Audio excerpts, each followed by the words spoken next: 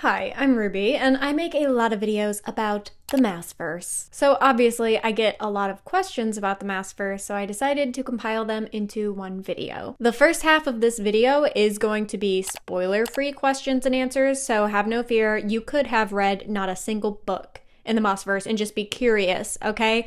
And these are not going to spoil. I will let you know the exact moment that the questions and answers become very spoilerful. Let's start off with the first type of questions, and that is pronunciation questions. There are three main pronunciations that you guys ask about in the comments. The first one is, I thought it was Sarah J. Maas, not Sarah J. Maas, and you are correct. I know I call it the MaasVerse. I know I call her Sarah J. Maas. I called her Sarah J. Maas for years before I was corrected that it was Maas. Unfortunately, I'm not saying that I'm not trying. I definitely am, but it is so easy for me to jump right back into saying Maas. So if you actually watch some of my old videos, you'll hear me go back and forth between the two. And I think the reason why it's really hard for me is I've always joked that the book series, A Throne of Glass, is her masterpiece. Get it? With like 2 A's, masterpiece. And so like I hear that and I just think Maas all the time. So yes, it is Maas. I am working on it. Be patient with me. The next one is Farah. That's how you pronounce Farah's name. I thought it was pronounced like fair. This does make sense, but it is Farah, like fair, Farah. Then we have correct way to spell Reese. I say Reese and Resand.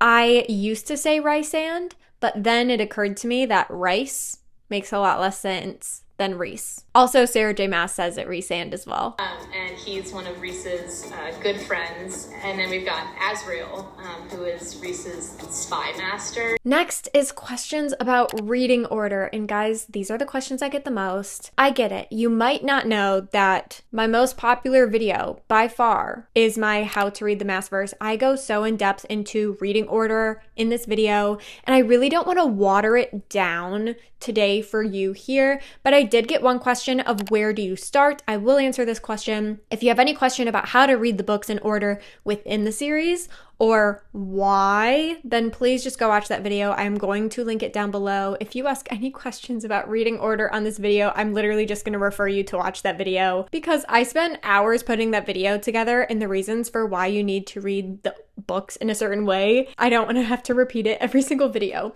but in my opinion, there are two ways that you could start. You can either start by reading ACOTAR, or you can start by reading Throne of Glass. Whichever book series you do not choose to read first, you must read second. Crescent City has to be last. I will not go into that into this video, but you have to read Crescent City last. Do not read it first, okay? Don't even read it second. You have to read Crescent City last. So you can either read Throne of Glass or A Court of Thorns and Roses first, and whichever you choose entirely depends on you. If you are a hardcore fantasy reader, you love fantasy, read Throne of Glass. If you are definitely more of a romance girly, read A Court of Thorns and Roses. They are both kind of romantasy. ACOTAR is definitely romantasy, but Throne of Glass is just fantasy with romance in it, and those will be your gateway to the MaasVerse. Now let's jump into some of the spoiler-free specific questions. The first one is, in the Crescent City books, they talk about Sunball, the made-up game. What sport do you think it is like? I love this question. I never really thought about it because to me, when I first read the book, the first thing that popped into my mind was baseball. All we know from Crescent City, and I looked this up to verify that I wasn't missing anything, there's only two things that we know about Sunball, and that is that they have to wear helmets and that they play in an arena. Obviously, this could be anything. This could be football, this could be hockey, this could be baseball. I personally have always seen baseball. Also because we meet a couple characters who do play Sunball very seriously, and to me they just give off baseball boy energy, so that is how I've always imagined it. Also, whenever you see fan art, it's usually also depicted as being more of like a baseball as well. So that's what I personally imagine, but that has not been confirmed or denied by Sarah J. Maas. This next one cracks me up. It's, when are you doing a vlog with Caitlin again? I get a lot of these questions. We do have a couple video ideas in mind that we're hopefully going to be filming in the next week or two, but she was gone for Christmas break and then she came back into a semester full swing. So we just haven't had time to get together, but there is plans to have more videos before we have to move away from each other. All right, this is the last spoiler-free question. So this is your warning ahead of time if you want to be near your laptop or your phone or your TV remote to switch off right after this question if you do not want spoilers. Okay, this is your heads up. This is the last spoiler-free question. Is book 5 as smutty as people are saying? Does it overshadow the storyline? Is it pretty pivotal to read in regards to the series? I've read books 1 through 3, but do not appreciate books being too much scenes personally. Appreciate the help. Okay, you could be talking about 1 or 2 books. I think I know which one you're talking about, but I really don't want to make assumptions. You could either be talking about Empire of Storms from the Throne of Glass series is book 5, or you could be talking about A Court of Silver Flames from ACOTAR. So I'm going to answer the question for both books. First, let's define our words. You use the word smutty, and before I use the word, I want to make sure that we're thinking of it the same way. To me, there's a very big difference between smut and spice, and I always try to explain this to people with movies. So if a movie has any sort of tension or a little bit of spice, it's most likely going to be PG-13.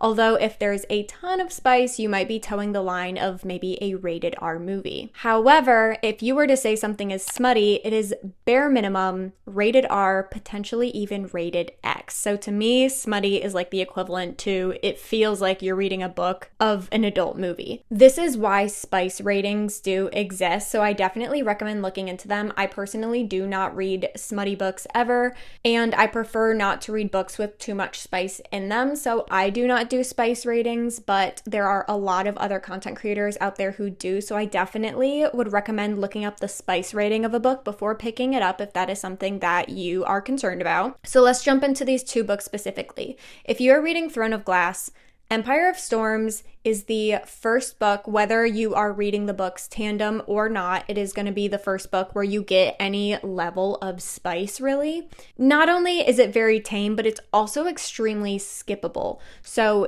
you can totally just skip that chapter and you are not going to miss anything. There is only one important thing really that happens in that scene, but they immediately discuss it in the next chapter. So if that is just something you do not want to mess with, you can totally skip that chapter. I don't remember the chapter number off the top of my head, so I'm going to include it here, but you can totally skip that chapter in that book and not have to worry about it. And you won't miss anything by skipping that chapter. As for A Court of Silver Flames, however, not only is this not one of my favorite books in the series, but this book is probably the line for me at how much spice I'm willing to tolerate in a book. I would not necessarily go as far as to say it's a smutty book because you can skip them. They are just sprinkled here and there. And I will say that I have reread that book twice, and the 2 times that I reread it, I did skip all of those chapters just because I already knew the plot of the story and I didn't really need all of that again. But I would say on the spice meter, it is pretty high up there, and probably the spiciest of all of the Sarah J. Maas books that I have ever read. And now we are on to our very spoiler-full question. So if you have not read ACOTAR and you do not want ACOTAR spoilers, now is the time for you to click out. This next one absolutely killed me. It's, can you please give the explanation on the Rhysand is evil theory? I think this person is referencing the fact that in the past I said I would do a whole video on this. I did do a whole video, so you can watch that. It looks like this. I'll also be linking it down below. I will say that I include a lot of really fun and cool theories in that one, but if you really just want to hear the evidence for the Rhysand is evil, it is towards the end. I list like all 5 reasons and thought processes that go into the Rhysand is evil theory. Not saying that I want it to be true. I don't want Rhysand to be evil, but there is a lot of evidence that Sarah J. Maas might be going in that direction. I'm sorry I keep adding questions. Never apologize for that, Liz. But if mates are so rare, then why does everyone have one? You know what, Liz? That is a great question. I don't even think Sarah J. Maas knows the answer to that question. Here's how I like to think about it, and this is me just kind of gaslighting myself into not being bothered by those kinds of things. What I tell myself is Sarah J. Maas has created a world full of hundreds of creatures and characters. And if she could only tell the story from one person's POV or make one person the main character, naturally she would make it the most interesting person. And having a mate is a pretty interesting thing. So I'm choosing to believe that she just happens to want to tell the story of this world from the point of view of a character that already has a mate. Obviously, that is a very fantastical way of looking at things and a very romanticized way of looking at it, but that's just kind of what I tell myself. I also do have a lot of really fun mate theories in my theory video, so you should definitely go watch that if you are interested. I also have some pretty hot takes in there, so prepare yourself if you decide to watch that. Now we're jumping into Throne of Glass spoilers. In Throne of Glass, pages 186 to 187, I love these kinds of questions. The way I turned into an investigative journalist the second I saw that there were page numbers on this comment. Elena tells Selena, "You were led here tonight, not by me. I was led here too. Someone wants you to learn. Someone wants you to see." Have I missed something in the series where we find out who that someone was? Okay, I do have some thoughts on this. I have a relatively satisfactory answer and then an answer that might frustrate you. My initial thought when I reread this book was that it was referring to the gods, you know, the ones that we see in Kingdom of Ash, and they obviously played a big part in everything that happened up from episode 1. So that is my number one theory. However, my other theory is Sarah J. Maas started writing these books when she was a teenager. So I think there is a possibility that maybe she thought the series was going to go in one direction and then she decided to change her mind, and once that's kind of published you can't really go back and change it. But a thought that I had here is that the gods were going to play a bigger role in this series. I definitely was really surprised on how small of a role they played in Kingdom of Ash, despite the fact that their handprint has been throughout the entire series. But Sarah J. Maas has confirmed that she is working on a 4th series in a world that she is really excited about, and she's been thinking about it for a really, really long time. There was a time long ago, I think it was like pre-pandemic days, but Sarah J. Maas accidentally made a private Pinterest board public called Wrath of the Gods, and it was like a Pinterest board for inspiration for a book, or at least that's what it seemed like it was. So I think we're either going to get backstory of the gods in Throne of Glass, or maybe get like their POV throughout the entirety of Throne of Glass. I'm not really sure what that would look like, but I think all of that is very connected. That's honestly a bonkers theory. I sound like a Taylor Swift fan waiting for Rep TV, the way that I talk about this 4th series. I think about it often. It is my hyperfixation. All right, next. And these ones are more like fun personal ones, but Book Nerd Heart wanted to know, who is your favorite characters, like what male and female in every series? I'm starting with Crescent City because off the bat, my favorites are Lydia and Rune.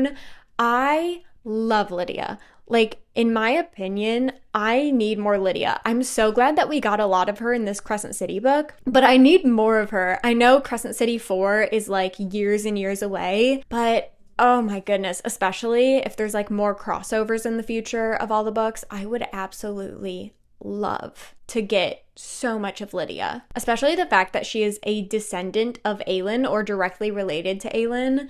That makes me even more excited when that was confirmed in Crescent City 3. It absolutely had my mind spiraling. Then Rune Dannon. It wasn't intentional that they were a couple, but I have loved Rune Dannon since book 1. He has been my favorite in the Crescent City books. I just love his personality, and I really like him and Lydia together. I know they have their issues and like stuff happens in Crescent City 3, but every couple has their issues, right? I mean, he did kind of pew her in the thigh to keep her from chasing after her son. I mean, yeah, they have their issues, and the more I think about it, they're kind of big issues, but I still love them. Then next for Throne of Glass, picking a girl was really, really hard for me because if I had to pick my top 10 like women in literature of all time of any book I've ever read, at least half of them would be from Throne of Glass. So picking a girl was really, really hard. And I think like book to book it changes, but series overall, I feel like I can't say Aelin because that's like a little too obvious of one. But I do feel a really special connection to Lysandra. Like something about Lysandra like just really resonates with me. I think I see bits and pieces of myself in her, and I just love her to pieces, and I think she deserves the world, truly. Then without a doubt, my favorite boy from Throne of Glass is Dorian. I love Dorian. He is my favorite guy of like all 3 series combined. I absolutely love Dorian. Now for ACOTAR, my favorite boy and girl from the series. I didn't do this intentionally, and I hope this doesn't feel like a cop-out, but I chose 2 people that I want more of in the next book, and I'm hoping they're going to be my favorite, because in all reality, I really like the aesthetics and the vibes of ACOTAR. I don't necessarily like, I'm not obsessed with Farah. I'm not obsessed with Rhysand. I do like them as characters, but I haven't really resonated and connected with them like I have with other characters in the other series. To me, I keep finding myself very intrigued by Asriel, mostly because of the Asriel that we see in Crescent City 3. I never really understood the Asriel hype because I felt like we never got enough of him to have hype around him. But then the way he is in Crescent City 3 with Bryce, I really, really liked seeing that side of Asriel. So I am very excited to learn more about him in the next book. And I think he's going to quickly become one of my favorite characters, especially because I think he is a descendant of Manon and Dorian. I also explained that in my theories video. Once I started seeing him like that, it honestly changed my opinions about him too. So there's also that side of it. Then I don't know why, and this was not a thing till very recently, but I have a hyperfixation on Elaine recently. Once again, someone that we barely know anything about. And I actually used to hate Elaine because of everything that happened like in book 1 with the sisters. But in my opinion, there's just something about her character in Silver Flames and how she is after the Cauldron that has me very intrigued. And the more I think about what a book with Elaine being the main character would look like, the more and more excited I get about it. So I actually plan to reread the ACOTAR books very soon before the 10-year anniversary of ACOTAR 1, because I think there's going to be a big announcement there. And when I reread it, I want to pay close attention to Elaine more than I have in the past, because I think that's also going to help me prepare for reading the next book where she is the main character. And yeah, that's kind of where I land right now. Obviously, those answers can change on a whim at any time, and who knows, with any new book, my answers might change again. Hi, Ruby. I was thinking about this question a bit, and I feel like I've come to the realization that I would not want to live in the MaasVerse, but if you had to pick one universe from one series, which would you like to live in? And I feel like this is easy for me. Definitely the ACOTAR universe, because in reality, like, the government in Crescent City is horrifying. And then in Throne of Glass, like, honestly though, is Terrasen an option? Like, can I be specific? Like, not the Throne of Glass world, but can I live in Terrasen? Like, in the glory days, like after Aelin's taken her throne?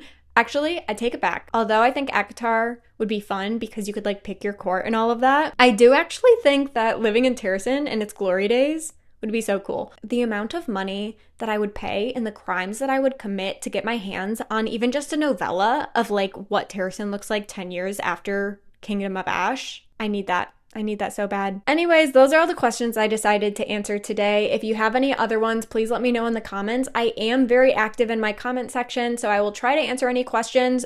But if you ask me about the evidence for why Rhysand is evil, or in what order should you read the MaasVerse books, I'm just going to tell you to go watch my other video, okay? So those questions are off limits.